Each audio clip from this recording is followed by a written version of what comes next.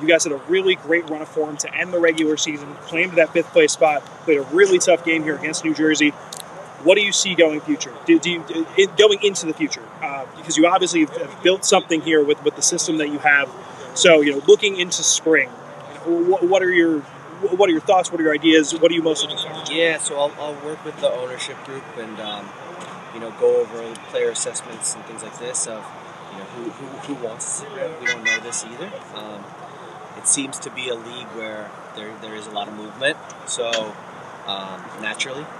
So this is something that we got to check, see who wants to stick around, because they might not want to be a part of that, and that's okay.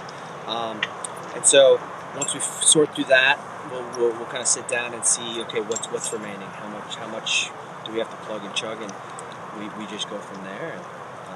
And you can see though, we really want to play tonight. It wasn't ideal. The moment that we actually scored, it was how we wanted to play.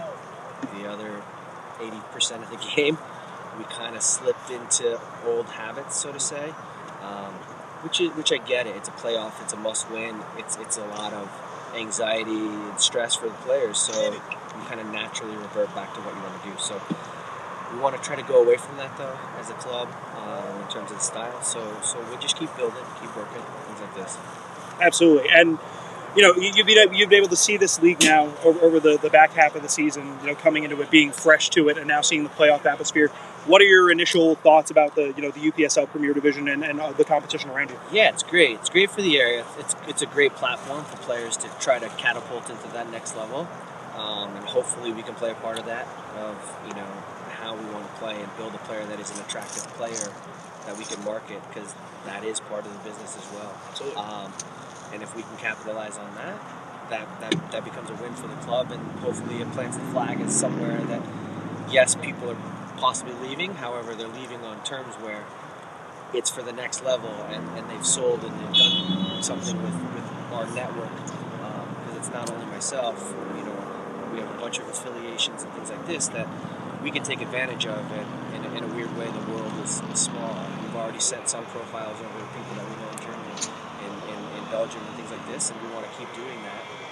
And hopefully, as more people know, they'll see that this is a place where not only do we play, but we'll also try to find you a home for the future, because this isn't your last stop.